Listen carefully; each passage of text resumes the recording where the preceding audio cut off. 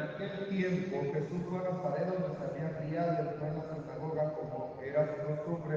Hacerlo los sábados, se levantó para hacer la lectura. Se le dio el volumen del profeta de Isaías, lo desenrolló y encontró el pasaje que estaba escrito: el Espíritu del Señor está sobre mí, porque me ha ungido para llevar a los pobres la buena nueva, para anunciar la liberación de los cautivos y la curación a los ciegos, para dar libertad a los oprimidos y proclamar el año de gracia del Señor. Enrolló el volumen, lo devolvió al encargado y se sentó. Los ojos de todos los asistentes a la sinagoga estaban fijos en él. Entonces comenzó a hablar diciendo: hoy mismo se ha cumplido este pasaje de la escritura que acabas de oír. Todos le daban su aprobación y admiraban su sabiduría de las palabras que salían de sus labios, y se preguntaban: ¿no es este el hijo de José? Jesús les dijo: seguramente me dirán aquel refrán: médico, cúrate a ti mismo y haz aquí en tu propia tierra todos los prodigios que hemos oído que has hecho en Capernaum. Y añadió: yo les aseguro que no hay profeta en su tierra. Había ciertamente en Israel muchas viudas en los tiempos de Elías, cuando faltó la lluvia durante 3 años y medio, y hubo un hambre terrible en todo el país. Sin embargo, ninguna de ellas fue enviado a Elías, sino una viuda que vivía en Sarepta, ciudad de Sidón. Había muchos leprosos en Israel en tiempos del profeta Eliseo. Sin embargo, ninguno de ellos fue curado, sino Naamán, que era de Siria.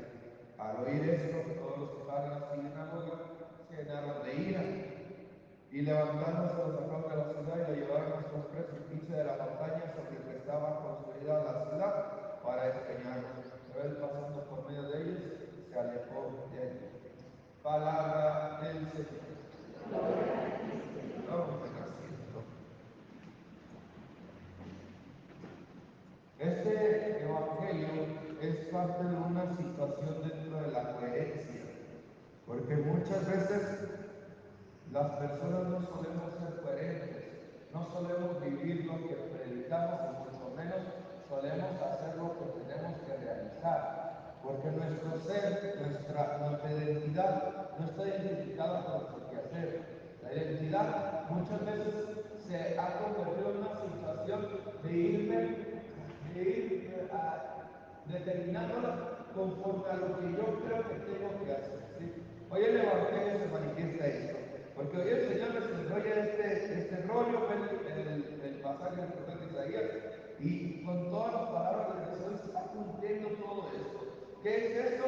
Que Él continuamente está haciendo lo que ahí dice: hay que trabajar por los pobres, hay que empezar a hacer una clase de bendición, una persona que trae esas bendiciones ante los demás. ¿Qué quiere decir? Eso es el quehacer de un cristiano. Si hoy lo pusiéramos en este tiempo, la verdad, los cristianos haríamos ese quehacer.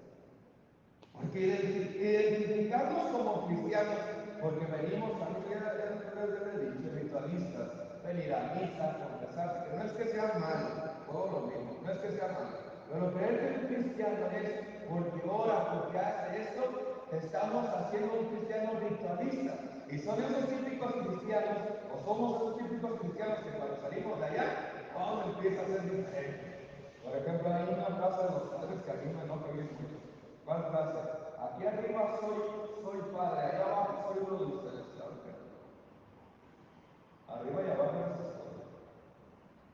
Y nosotros, este padre, yo cristiano estoy aquí en el templo, pero allá afuera somos uno más. No, claro que no. Sigue siendo cristiano. A mí me llama mucho la atención porque, por ejemplo, si yo como padre o sacerdote voy a una fiesta y me llevo a emborrachar, a bailar descaradamente, a bailar no es malo, pero de emborracharme, a bailar descaradamente, sé que más luego me diría: uy, mira el padre, oigan, ¿y por qué los demás creen que tienen permiso? ¿Por qué creen que ustedes como cristianos tienen permiso a hacer esas circunstancias si también son cristianos? Y muchas veces dentro de nuestra vida creemos y empezamos como a quitar esa identidad. No soy cristiano en este momento, yo en este momento soy una persona como cualquier otra. Hay algunos que hasta dicen: es que somos humanos, padre. Todos somos humanos. Pero eso no te quita lo cristiano.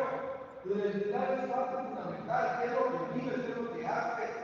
Y en esa situación, cuando los cristianos empezamos a ver esta parte de nuestra identidad, vamos viendo en parte de qué hacer, cómo tratas a los demás, cómo estás delante de la necesidad que tiene el otro, cómo estás en esa parte donde tú te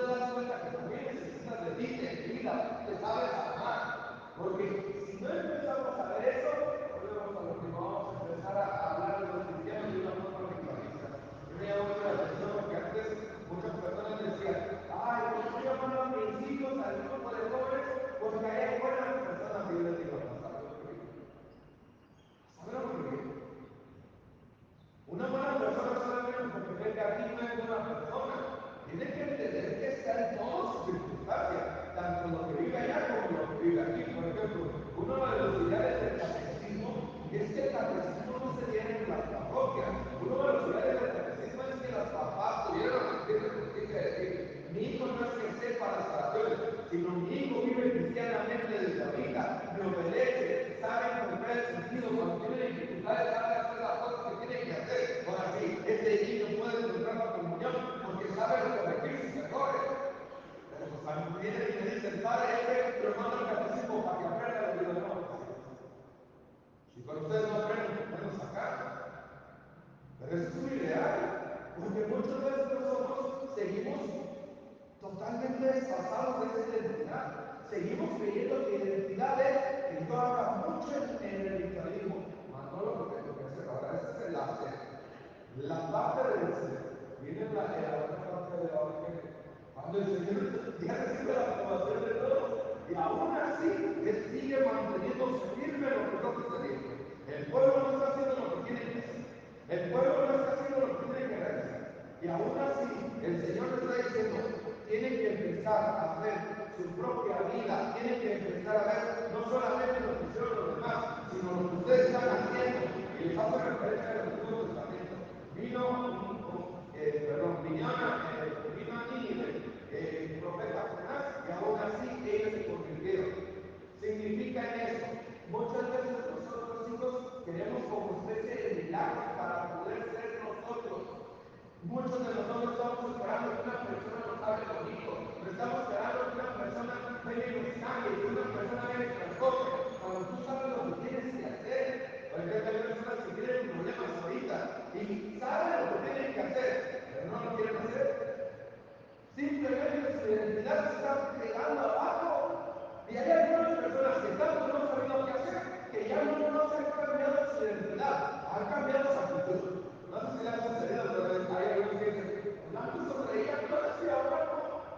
Ahora ya no sonríe absolutamente nada, porque te has traicionado a ti mismo, porque no has querido hacer lo que te corresponde. Tu identidad simplemente se ha fraccionado totalmente, donde en vez de hacer lo que te corresponde, en vez de hacer esa situación, de entender lo que Dios te está pidiendo, simplemente sigues fraccionando esa identidad. Y por eso ya tu actitud está cambiando. Y hay muchos cristianos que en vez de verlos con una actitud alegre y contenta, los vemos con una actitud apagada. Me llama mucho la atención porque a veces, bueno, yo me tocaba con esa hermana y me decía, padre, si que aburrido ir a misa. Y de repente yo me iba a voltear a ver el sacerdote, los que están abajo. Y pues sí, es aburrido. Sí, es aburrido. Que la identidad del cristiano no se manifiesta en lo que hace, simplemente se manifiesta en su espiritualidad. Y esa situación sigue siendo un gran problema. Por eso muchos pueden estar congregando y no convertirse, porque de vez de hacerse cristianos se hacen alcancías de hostias, se hacen alcancías de esa forma, no les hace ningún efecto, porque para que tenga efecto necesitas tener identidad.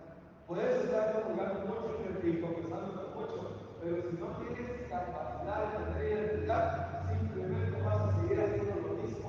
Por eso hay personas que dicen, es que yo me confieso de lo mismo. Pues sí, pero la identidad no está. Simplemente quieres seguir estando en esa situación porque crees que no vas a poder vencer. Esto es falta de identidad. Yo quiero empezar a trabajar, yo quiero empezar a hacer cosas diferentes. Yo sé que lo puedo hacer.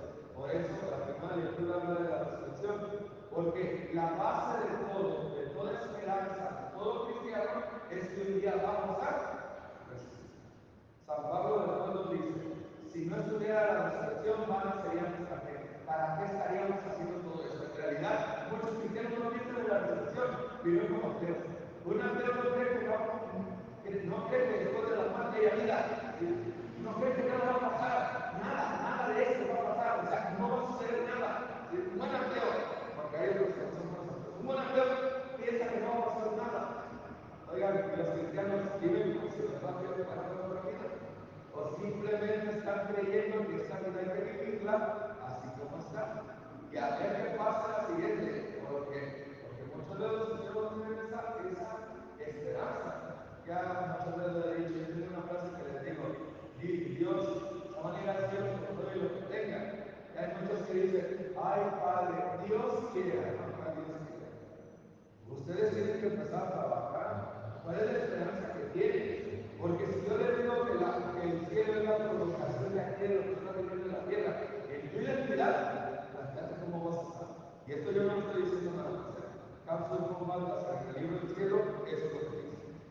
La prolongación del cielo es lo que vives en tu identidad. Lo que tu identidad vivas aquí es lo que vas a vivir en el cielo. Si tu identidad está mal, simplemente ya estás viviendo el infierno aquí en la tierra y lo vas a provocar. Si continuamente estás con preocupaciones, continuamente, entonces, ¿qué crees que vas a hacer? Por eso, el cristiano, entre más esperanza tiene, más empieza a ser lo que. Que el Señor nos dé paz y la vida.